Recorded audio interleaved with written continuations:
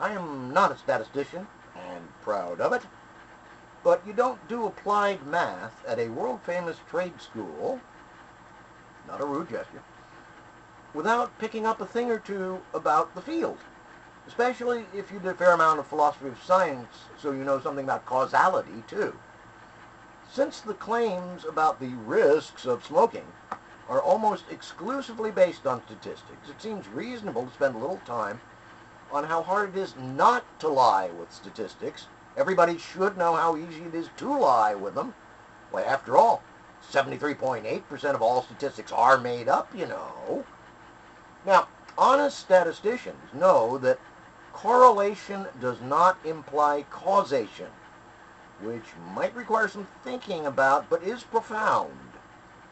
So even if the statistics were impeccable, they still wouldn't prove that A causes B, merely that if condition A is present, you often/usually find condition B. But what's really interesting is that honest statisticians worry a lot about what they call confounders, essentially oopses in the data or in their interpretation. Let's take a look at my favorite confounder of recent years.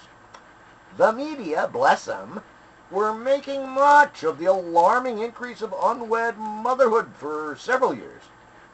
Then somebody noticed that the numbers were based on birth certificates having different last names for the mother and the father, and oh my, a lot of women these years aren't taking their husband's last names. Oops. Not that that confounder got much media play. And, of course, the double-counting circular reasoning and lack of hard data in the phonied-up X 100,000 deaths per year number don't get any media play at all. Ah, well.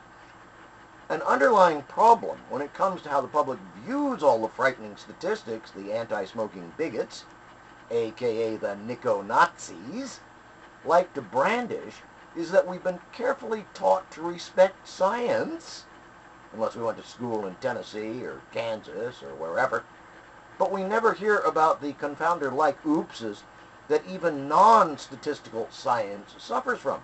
Two quickies. When I was in high school, and for years and years previously, everybody knew humans had 24 chromosome pairs. A couple of years later, somebody came along and recounted. Oh dear, make that 23 chromosome pairs. And then there's spinach and iron. It seems that sometime in the 1870s or so, some scientists slipped a decimal point, and until 1937, everybody knew spinach had 10 times more iron than it actually does have. But by then, Popeye had become an icon, and almost everybody still thinks spinach is particularly good for you.